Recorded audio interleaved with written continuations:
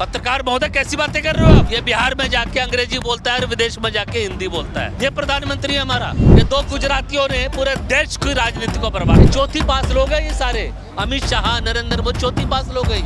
इनके पास कोई डिग्री विग्री नहीं है। डिग्री तो है, उन्होंने कह रखा है। हाँ, डिग्री है तो कान में बताएंगे जज साहब के, सार्वजनिक नहीं करेंगे। नरेंद्र मोदी ने और अमित शाह। ये मैं आपको 10 रुपए दे रहा हूँ, आप 2 RTI लगाना।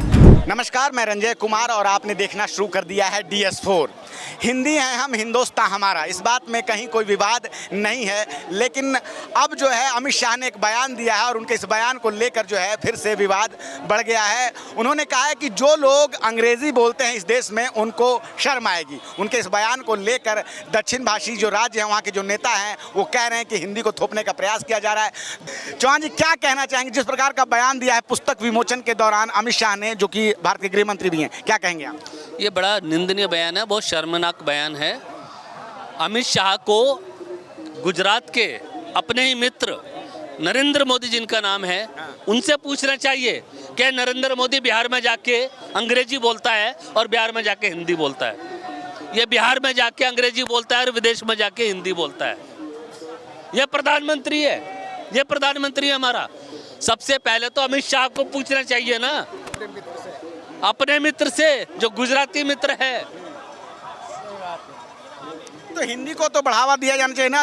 वो बोल रहे हैं कि हिंदी जो है भारतीय संस्कृति है। सिर्फ हिंदी को बढ़ावा नहीं देना चाहिए, प्रधानमंत्री बार बार संस्कृत में भी डायलॉग बोलते हैं। जब अपने भाषण देते हैं ना तो संस्कृत में भी बार बार श्लोक बोल देते हैं। तो संस्कृत का या तो पूरा उपयोग करो, उसको सीखो। प्रधानमंत्री को संस्कृत सीखनी चाहिए ना।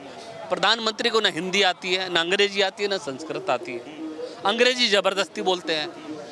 अरे देश का प्रधानमंत्री बिहार जैसे राज्य में जाके, जो पूरा हिंदी प्रदेश है, जो भोजपुरी प्रदेश है, जो बिहारी भाषा वहाँ पे चलती है, तो बिहार में जाके देश के दौरे पे जाके वो इंग्लिश में ही बात करते हैं। आप इस तरह की बात ना बोलें। नहीं, मैंने क्या कहा? मैंने कहा कि देश के प्रधानमंत्री बिहार जैसे गरीब पिछड़े राज्य में जाके अंग्रेजी बोलते हैं और विदेशों में जाके हिंदी बोलते हैं, वो भी टेलीप्रॉम्प्टर के देख के। हिंदी उन्हें बोलने भी नहीं आती प्रॉपर। एक सवाल ये उठ रहा है कि ठीक है, भारत एक बहुभाषी राज्य है, हिंदी और इंग्लिश भी बोली जाती है, संस्कृत बोली जाती है, बांग्ला और जो है तमिल, मलयालम, हर प्रकार की बहुभाषी जो है ये देश है। लेकिन यहाँ एक सवाल उठता है कि अमित शाह कह रहे हैं कि इंग्लिश बोलने वालों को शर्म आएगी, लेकिन उनके ही मंत्रिमंडल में दर्जन भर मंत्री हैं जिनके कि बच्चे विदेश में पढ़ाई कर चुके हैं, पढ़ाई कर रहे हैं और लौटे भी हैं। अगर भारत देश बहुभाषी तो गृह मंत्री अमित शाह को इस तरह के कटाक्ष नहीं करने चाहिए। उनको खुद भी सोचना चाहिए। ये दोहरा मापदंड उन्होंने क्यों रखा है? हाँ, उनको खुद भी सोचना चाहिए ना कि आपकी बांसुरी स्वराज विदेश में पढ़ के आई है। आपके कितने मंत्रिमंडल के लोग हैं जो विदेशों में पढ़े? जयशंकर आपके बच्चे हैं, जयशंकर हैं, सारे हैं। तो इनके ऊपर भी तो आप विचार कीजिए ना कभी। तो आप ऐसे तुलनात्मक अध्ययन नहीं कर सकते कि भाई ये अंग्रेजी बोलने वाले इस तरह से हैं, हिंदी बोलने वाले इस तरह से हैं। पहले अपने लोगों के ऊपर प्रतिबंध लगाए ना। पहले अपने बेटों को, बेटियों को विदेश भेजना बंद करो ना। देश के अंदर कोई भी संकट आ जाए तो तुम्हारे बेटे बेटी विदेश भाग जाते हैं। पाकिस्तान का युद्ध हुआ तो सारे नेताओं के बेटे बेटी सब विदेशों में भाग गए छोड़ के कि यहाँ पे कोई हमला ना हो जाए। तो तुम्हें तो अपनी जान माल की सुरक्षा है। क्या देश के 146 करोड़ लोगों को अपनी जान माल की सुरक्षा करने का अधिकार नहीं है? हम सरकार आखिर चुनते क्यों हैं? इसीलिए तो चुनते हैं कि सरकार हमारे देशवासियों की सभी जान माल की सुरक्षा सुनिश्चित करेगी। लेकिन उसके बावजूद भी इस तरह के ऊट पटांग बयान, ये अनपढ़ लोग हैं, ये चौथी पास लोग हैं। ये सारे अमित शाह, नरेंद्र मोदी चौथी पास लोग हैं।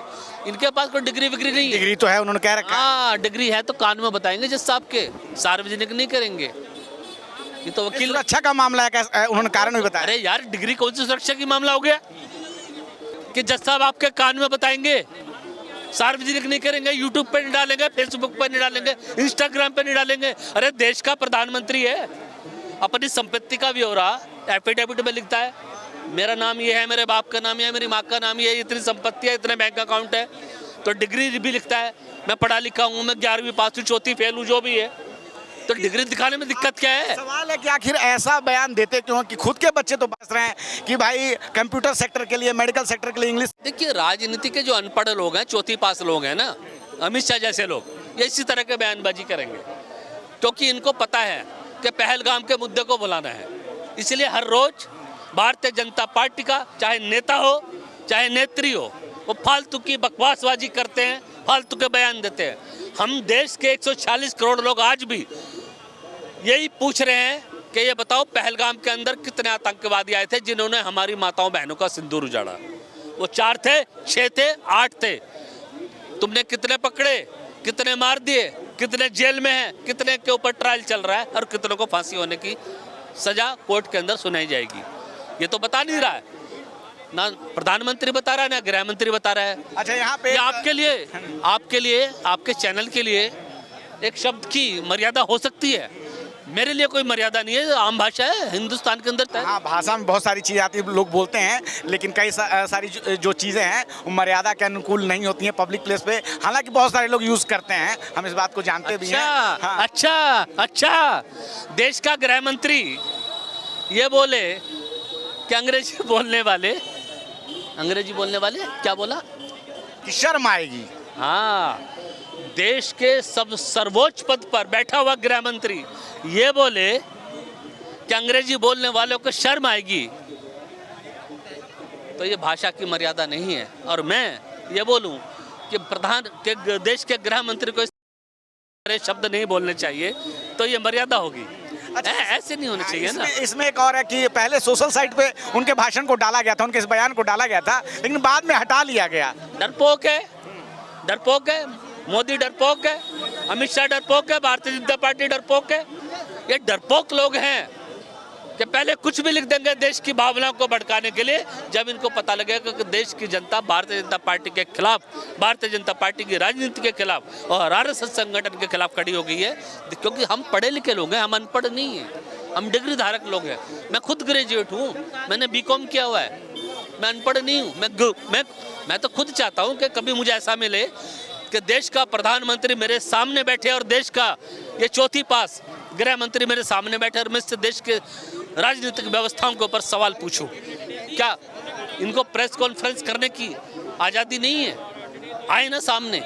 आप क्यों कहते हो कि देश की मीडिया ही प्रेस कॉन्फ्रेंस करवाएगी? अरे, मैं संजय चौहान खुद आपको चुनौती दे रहा हूँ कि देश का प्रधानमंत्री और देश का गृह मंत्री मेरे सामने बैठे, मेरे सवालों को जवाब दे जो मेरे मन के अंदर विचार हैं, क्योंकि मैं भी देश का 140 नागरिकों में से एक नागरिक हूँ। चलिए, चलते चलते आखिरी सवाल लेता हूँ। बिहार में आज प्रधानमंत्री मोदी गए हुए थे, अपनी रैली के दौरान उन्होंने लालू यादव पे हमला बोला है। अभी कुछ दिन पहले लालू यादव का जन्मदिन था और किसी कार्यकर्ता ने जो है बाबा साहब भीमराव अंबेडकर की तस्वीर जो है उनके पैरों के पास रख दी थी। अब इस बात को लेकर नरेंद्र मोदी ने हमला बोला है कि लालू यादव जो हैं वो बाबा साहब भीमराव अंबेडकर का सम्मान नहीं करते। ठीक है, हालांकि तस्वीर का जो पिछला हिस्सा था वो उनकी साइड था, उनको पता भी नहीं था और वो कुर्सी पे बैठे हुए थे और उनका ऑपरेशन हुआ तो डॉक्टरों ने उनको भीड़ से रहने दूर भी कहा है, तो वो पैर जो है उनका टेबल पे था। कार्यकर्ता ने वो तस्वीर सामने रख दी। जो पूरा मामला आपको हम बता रहे हैं, ऐसा ही आरजेडी ने कहा है कि उनको जानकारी भी नहीं थी कि तस्वीर किसकी है, लेकिन कार्यकर्ता ने उनके पैर छूने के दौरान वो तस्वीर वहाँ रखी थी। अब हमला बोला है। तो एक तरफ तो सामाजिक न्याय का लड़ाई जो है लालू यादव ने लड़ी है बिहार में, उनको कहा जाता है इस बात के लिए, भ्रष्टाचार के भी आरोप लगे हैं और उनको सजा भी हुई है, लेकिन सामाजिक न्याय के योद्धा के तौर पर उनको जाना जाता है। ऐसे में ये जो हमला उन्होंने कहा कि बाबा साहब भीमराव अंबेडकर का सम्मान नहीं करते हैं लालू यादव, आप इस बयान को कैसे देखते हैं?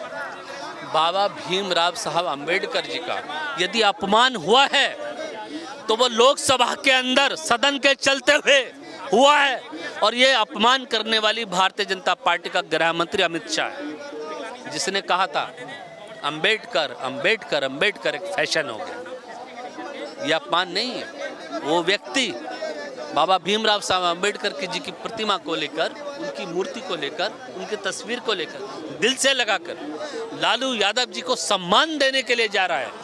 उसको गलत तरीके से प्रसारित किया गया है।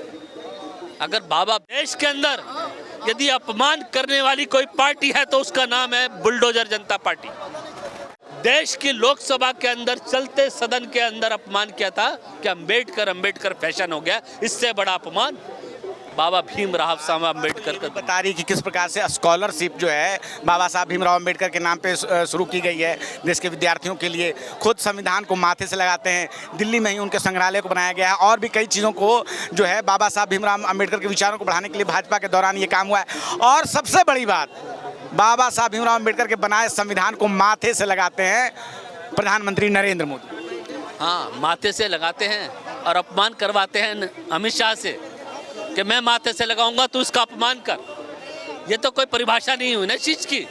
ये दो गुजरातियों ने पूरे देश की राजनीति को बर्बाद कर दिया, नरेंद्र मोदी ने और अमित शाह ने। एक मीठा मीठा, एक कड़वा कड़वा। देश की जनता बिल्कुल जागरूक है, इस राजनीति को भली भांति समझ रही है। ऐसे तो नहीं चलेगा ना देश की व्यवस्था। न देश की सामाजिक व्यवस्था चलेगी, न राजनीतिक व्यवस्था चलेगी, न सामाजिक व्यवस्था चलेगी। हमारे राजनीति के कुछ मूल्य हैं, हमारी राजनीति के कुछ मूल्य हैं, हमारी सामाजिक व्यवस्था के कुछ मूल्य हैं।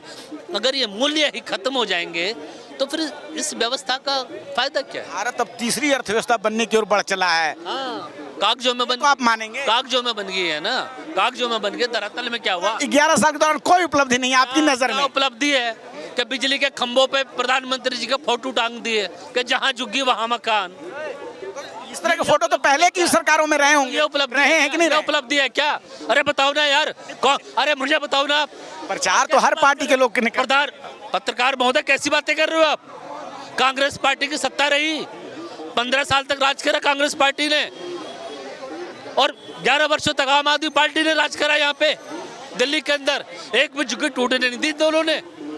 आज झुग्गियों को तहस नहस कर दिया, गरीबों की झुग्गी उजाड़ दी इन्होंने, गरीबों का घर तोड़ दिए।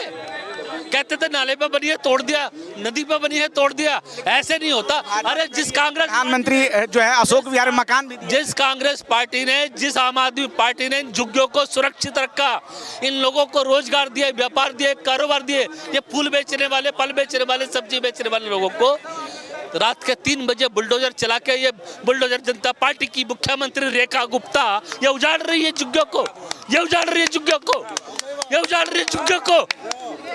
भारतीय जनता पार्टी की राजनीति को जड़ से उखाड़ कर देश से भगाना। प्रधानमंत्री आवास योजना की बात आप नहीं करेंगे? कौन गरीबों को मकान कौन सी योजना? कौन सी योजना? पीएम आवास योजना। 100 दिन का कार्यकाल देख लो, आरटीआई लगा लो ना, 10 रुपए लो। मैं तो तुम्हें 10 रुपए देता हूँ। आप ठीक है? ना ना ना ना ना, लो ये लो। नहीं वो ठीक है, नहीं मैं समझ रहा हूँ। नहीं 10 रुपए देखिए आप, चलिए मैं आपकी सांकेतिक भाषा समझ गया मैं, लेकिन जो सरकार जानकारी बोलने दीजिए। ये मैं आपको 10 रुपए दे रहा हूँ, आप 2 आरटीआई लगाना कि रेखा गुप्ता की सरकार में, जो बुलडोजर जनता पार्टी की सरकार है, भारतीय जनता पार्टी की सरकार है, इसमें 100 दिन के अंदर दिल्ली के 100 जगह पे कितनी हजारों झुग्गियां तोड़कर लाखों लोगों को आपने बेघर कर दिया। अरे वहाँ पे गर्भवती महिलाएं रहती हैं, बेटियां रहती हैं, बहन बेटियां रहती हैं, वहाँ पढ़ने वाले बच्चे रहते हैं। आपको उनके मानव अधिकार की कोई सुरक्षा की जिम्मेवारी नहीं। क्या सरकार इतनी मतलब बेफिक्र हो गई है, बेफिक्र हो गई है कि सिर्फ झुग्गियां रात को 3 बजे तोड़नी है? और सुनिए, हेलो अंकल जी सुनिए मेरी बात को, इधर आइए।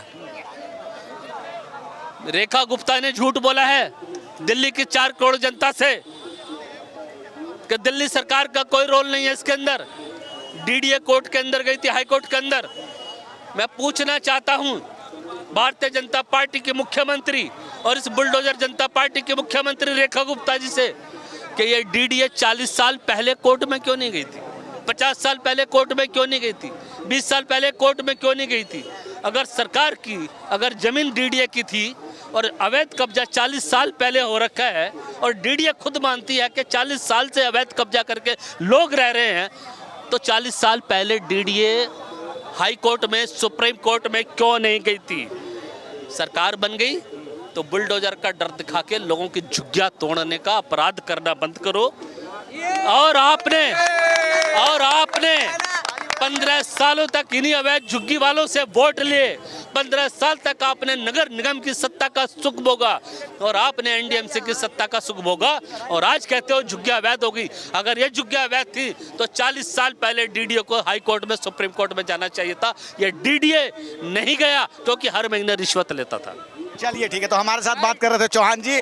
मामला भाषा विवाद से निकला और दिल्ली की झुग्गी तक पहुंचा। जनता के मन में बहुत कुछ रहता है, सरकार के खिलाफ आक्रोश है कि किस प्रकार के दावों और वादों के साथ आई, लेकिन सरकार क्या कह रही है। अपने बच्चों को तो विदेश में पढ़ा रही है, लेकिन दूसरों के लिए कहती है कि जो इंग्लिश बोलेंगे उनको शर्म आएगी। हर भाषा का सम्मान होना चाहिए, हिंदी भी हमारी भाषा है, लेकिन और भी कई मसलों पर इन्होंने अपनी राय रखी है। आप क्या सोचते हैं, अपनी राय हमें ज़रूर बताएं। मैं रंजय कुमार, धन्यवाद।